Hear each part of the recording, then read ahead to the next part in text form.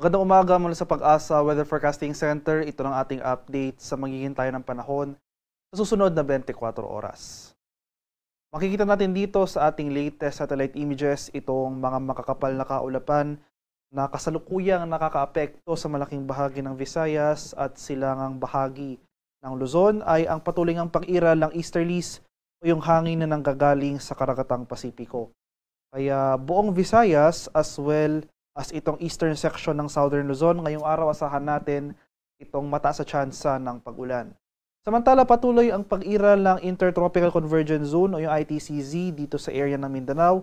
Pero as compared sa mga nakarang araw, nabawasan na yung mga pag-ulan. So asan pa rin natin itong bahagyang maulap hanggang sa maulap na papawirin. Samahan lamang yan ng mga biglaan at panandaliang pag-ulan. For Metro Manila at lalabing bahagi ng Luzon, ay fair weather conditions sa ating inaasahan ngayong araw, maliban na lamang sa mga isolated rain showers or localized thunderstorms. At sa kasalukuyan, wala pa naman tayong namamataan o minomonitor na low pressure area o namang sama ng panahon na maaring maging bagyo sa mga susunod na araw.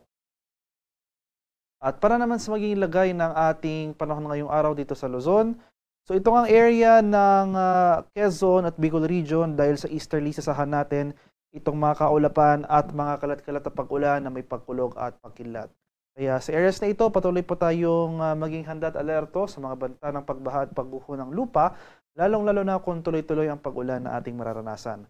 For Metro Manila and the rest of Luzon ay generally fair weather ang mararanasan ngayong araw. So dahil sa easterlies, mainit at malinsang ang panahon, ang ating inaasahan, pero hindi nangangahulugang wala na tayong pag-ulan na mararanasan. Magdala pa rin po tayo ng payong dahil nandiyan pa rin yung mga usual late afternoon to evening rain showers or thunderstorms. Sa areas naman ng Palawan, Visayas at sa Mindanao, dahil nga sa easterlies, so ito nga yung mainit na hangin galing sa karagatang Pasipiko, mataas sa tsansa ng pag-ulan ang mararanasan sa buong Visayas. So ngayong madaling araw pa lamang, may mga naitalan na tayong thunderstorm activity dito sa central and western portions ng Visayas. So asahan natin na magpapatuloy yung makulimlim na panahon throughout this area at asahan na rin natin na yung bulk ng mga pag-ulan ay pagsapit ng hapon hanggang sa gabi. Meanwhile, yung ITCZ patuloy yung pag-iral over Mindanao. So fair weather conditions ang ating mararanasan.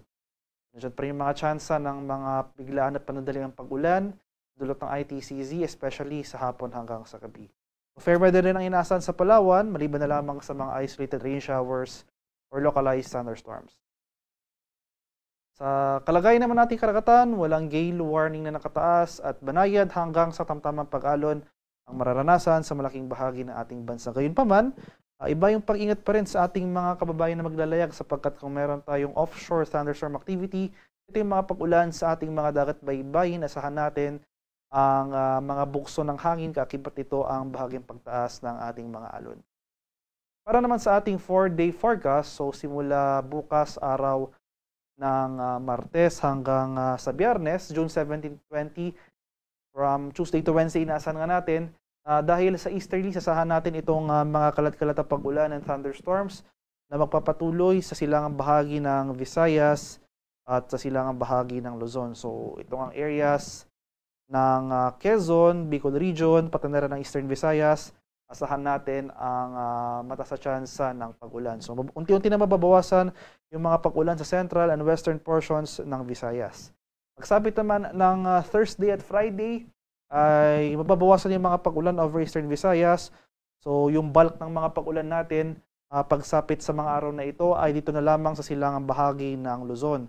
So ang eastern section ng Luzon, particularly itong ang areas ng Bicol region, Quezon, Aurora, at buong Cagayan Valley, asahan natin towards the end of the week ang magpapatuloy itong makulimlim na panahon at mga kalat-kalat na thunderstorms.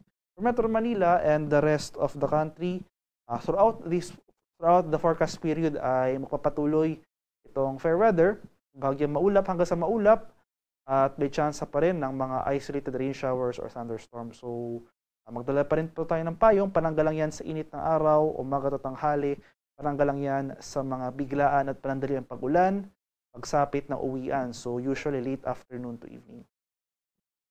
Haring araw sa Kaminilaan ay sisikat mamayang 5:27 ng umaga. lulubog naman mamaya sa ganap na 6:26 ng hapon.